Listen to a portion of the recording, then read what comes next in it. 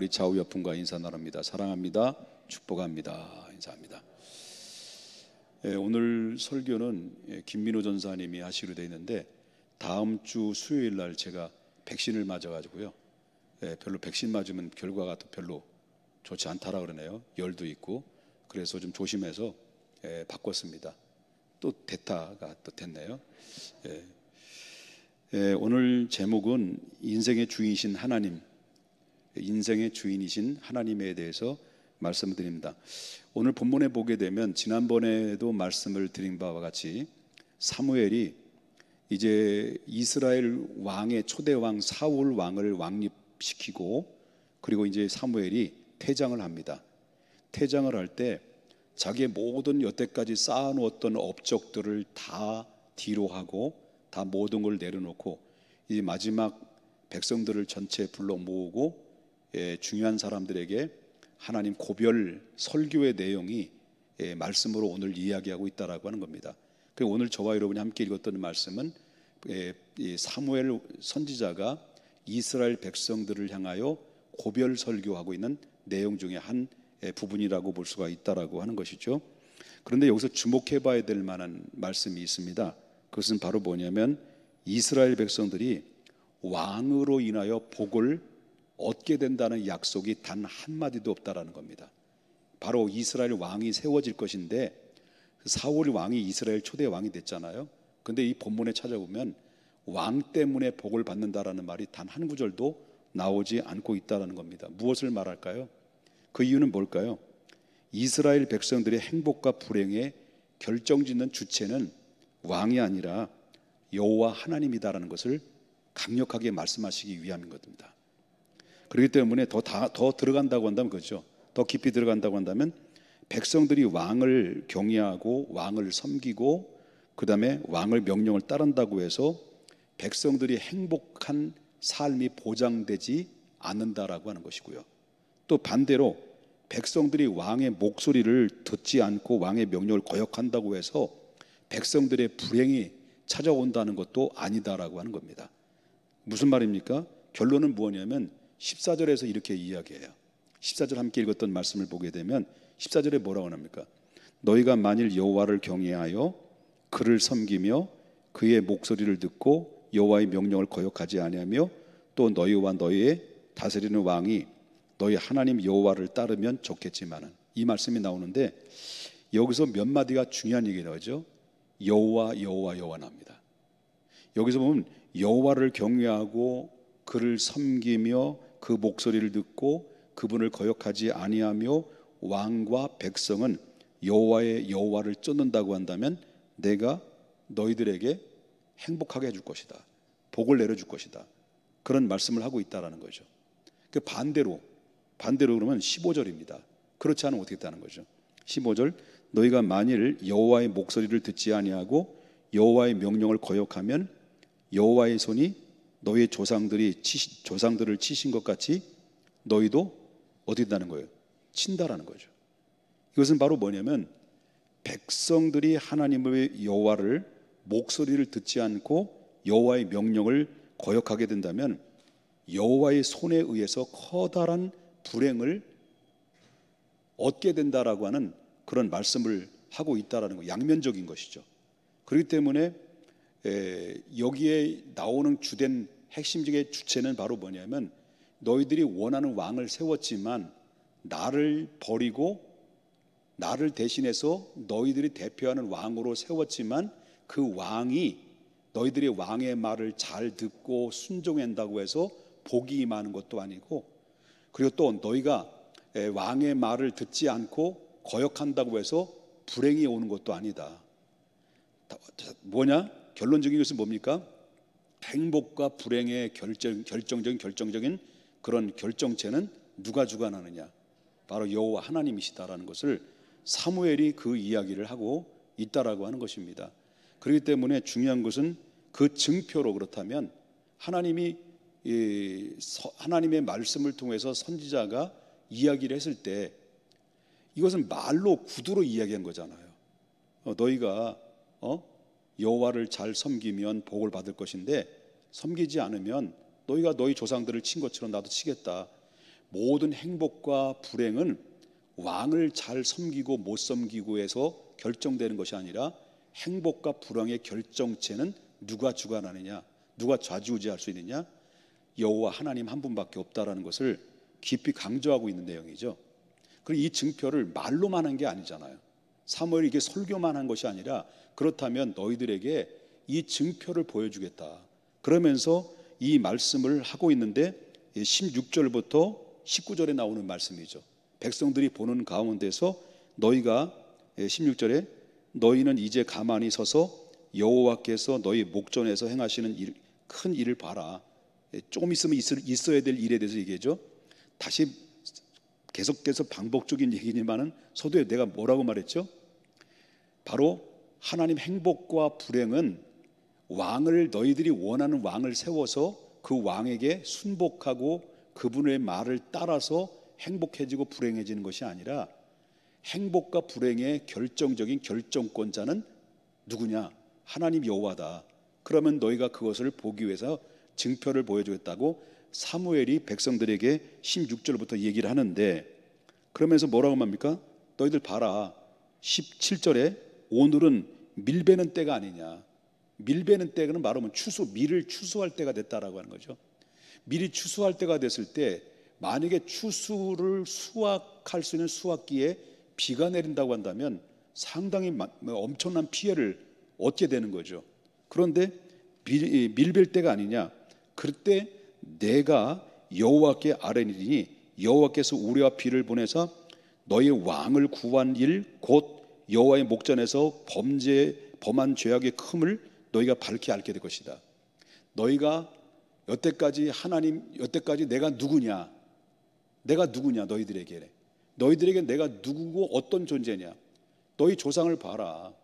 너희 조상을 바로 애굽에서 430년 동안 있을 때 그 종살이에서 누가 해방시켰느냐? 나 아니냐? 그리고 그 종살이에서 해방시킬 때 10가지의 재앙을 통해서 바로 바로에게 항복을 얻게 되고, 그리고 그들을 중에서 너희들을 빼서 바로 출애굽을 하게 된 것은 나 아니냐? 그리고 그뿐만 아니라 광야에서 물이 없을 때 반석을 쳐서 물을 내고, 또 목마르고 배고플 때 하늘에서 만나를 내려서 만나를 먹여주고 40년 동안 너희가 신발이 헤어지지 아니하고 입히시고 먹이시고 적들로부터 보호해주고 밤에는 불기둥과 낮에는 구름기둥으로 인도하여서 드디어 약속된 가나안 땅까지 인도한 자가 누구냐? 나 여호와 아니냐?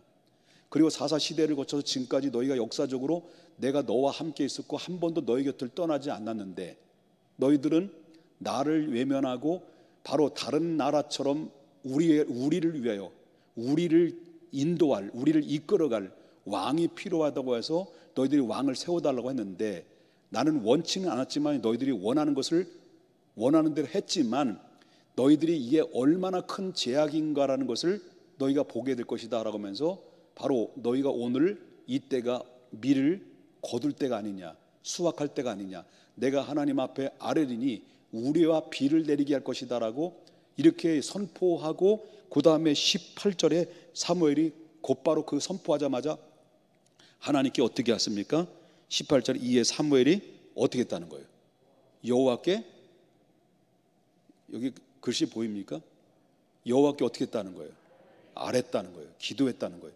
여호와께 이제 백성들이 보는 가운데 여호와께 기도했을 때, 그때 여호와께서 그날에 그날이 언제입니까? 밀을 수확할 때 그날에 기도하자마자 우레와 비를 보내시니 그 광경을 보고 백성들이 얻었다라는 거예요. 하나님 여호와와 사무엘을 향하여 크게 두려워했다라고 합니다. 다시 말한다면 너희들이 행복과 불행은 너희들이 원하는 왕으로 인해서 잘 섬기고 이끌어가는 리더십에 의해서 행복과 불행이 오는 것이 아니라, 모든 행복과 불행은 바로 결정권자는 나 여호와다라는 것을 너희들이 똑똑히 봐라. 그러면서 우레와 비를 바로 밀 수확할 그 물에 백성들이 쏟아 분 거예요. 그러니까 백성들이 그 광경을 보면서 우리가 하나님을 제껴놓고 우리끼리 우리를 이끌어갈 왕을 세운 것이 얼마나 큰 제약인가라는 것을 우리가 알았나이다 라고 하면서 우리의 생명을 위해서 당신은 그때 비로소 뭡니까? 이 사무엘에게 기도해달라고 하는, 하나님께 아뢰게 해달라고 하는 그런 모습을 오늘 본문에서 이야기하고 있다라고 하는 것이죠. 저는 이 말씀을 들으면서 제가 사무엘이 얼마나 부러웠는지 몰라요. 나에게도 그런 기도의 능력을 주셨으면 좋겠는데, 교회 잘 안 나오는 사람에게 우리와 비를 내려주셔서 바로 교회 잘 나오게 해주시고, 그리고 또 교만한 사람들에게 하나님 지나가다가 어떤 사람으로부터 뺨때기를 한번 때리게 해달라고 그러면 뺨때기 한번 맞을 텐데 그런 게 없어요 저는. 그런데 얼마나 부러운지 몰라요. 농담인 건데 그걸 또 진담으로 받아주시는 그렇습니다. 자, 그렇다면 우리 한번 이 말씀을 이제 이해되셨습니까? 이 말씀을 한번 그대로 한번 생각해 보자는 거죠. 그렇다면 우리의 행복과 불행을 결정짓는 것은 바로 이 세상의 어떤 것도 아니라 바로 오직 하나님만이 나의 모든 것을 주관하시는 분입니다. 그 다음에 오직 하나님만이 나의 행복과 불행을 좌지우지하시는 유일한 분이시라는 것을 우리가 받아들이고 믿음으로 살아갈 때 우리가 하나님을 향해서 함부로 살지를 못합니다. 하나님 앞에 경건하고 경외하면서 하나님 앞에 살아가게 되는 것이죠. 그러므로 우리는 우리의 만사에 주관하시고 우리를 위해서 큰 일을 행하시는 여호와를 기억하면서, 그리고 그분을 경외하고 온 마음을 다해서 신실하게 섬길 때 하나님께서는 우리에게 바로 너희들이 이런 죄를 범했지만 나는 다시 너희를 회복시켜 줄 것이고 다시 너의 백성이 될 것이다라고는, 너는 나의 백성이 될 것이고 나는 너희 하나님이 될 것이다라고 하는 이 말씀의 약속을 20절에서 마무리하고 있는 겁니다. 자, 20절을 보겠습니다. 20절, 사무엘이 백성에게 이르되 두려워하지 마라. 아까 두려워했어요, 안 두려웠어요? 한 3분 전에까지만 해도 백성들이 두려워 떨고 있었지요. 그럴 때 하나님께서 사무엘을 통해서 백성들이 무슨 약속을 해요? 이제 두려워하지 말라. 너희가 과연 이 모든 악을 행하였으나 여호와를 따르는 데서 돌아서지 말고 오직 너의 마음을 다하고 누굴 섬기라는 거예요? 여호와를 섬겨라. 아멘. 여러분, 이스라엘의 흥망성쇠가 말씀에 대한 순종과 불순종, 이 불순종에 달려 있었다라는 것을 보게 되는 거죠. 그러니까 순종이냐 불순종이냐에 따라서 이스라엘의 흥망성쇠 태평성대를 누리고 있는 부분이 결정된다라고 하는 것이죠. 그렇다면 우리는 정말 과연 내가 지금까지 믿음 안에서 달려오고 믿음 생활을 하면서, 저도 목사지만 지금까지 내가 목사로서 30년 이상 목회 인생을 살아왔으면서 뒤를 돌아보게 됩니다. 과연 내가 하나님을 경외하는 삶을 위해서 얼마만큼 노력하고 있는가, 또 노력해 왔는가 라고 봅니다. 내가 사람을 기쁘게 했느냐, 하나님을 기쁘게 했느냐, 그리고 사람을 눈치를 받느냐, 하나님의 눈치를 받느냐. 목회자로서 하나님의 권위 앞에 내가 굴복하고 권위 앞에 순복했느냐, 사람들의 권위 앞에 내가 타협했느냐. 이런 부분에 대해서 굉장히 제가 고민을 많이 하게 됐습니다. 오늘 본문의 말씀을 통해서. 중요한 것은 바로 뭐냐면, 나는 과연 지금까지 달려나오면서 하나님을 경외하는 삶으로 정말 애쓰고 목회자로서 하나님을 경외하고 그분을 기쁘게 하고 그분을 섬기고 그분의 삶의 목적대로 삶을 살아갔다고 한다면 아마 저는 좀 더 발전됐고 더 많은 하나님의 사역자로서 광범위하게 쓰임받을 수 있었을 것이다라고는 생각합니다. 그것을 뒤돌아보니까 누가 생각이 나냐면, 지금도 늦지는 않았지만 누가 생각나냐면 바로 전도서를 기록한 솔로몬이 생각나는 거예요.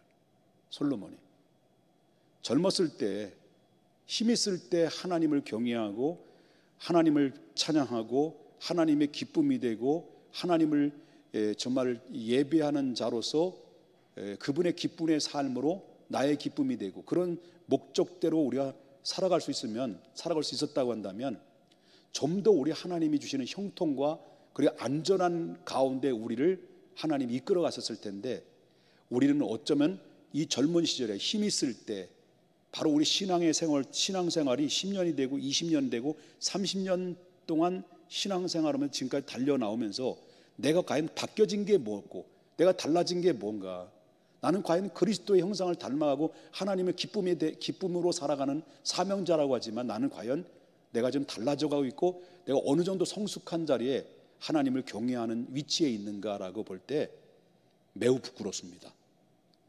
여러분들한테 부끄럽다는 게 아니라 제가 하나님께 부끄럽다는 거죠. 그렇다고 여러분들이 또 별로네 이렇게 생각하지 마십니다.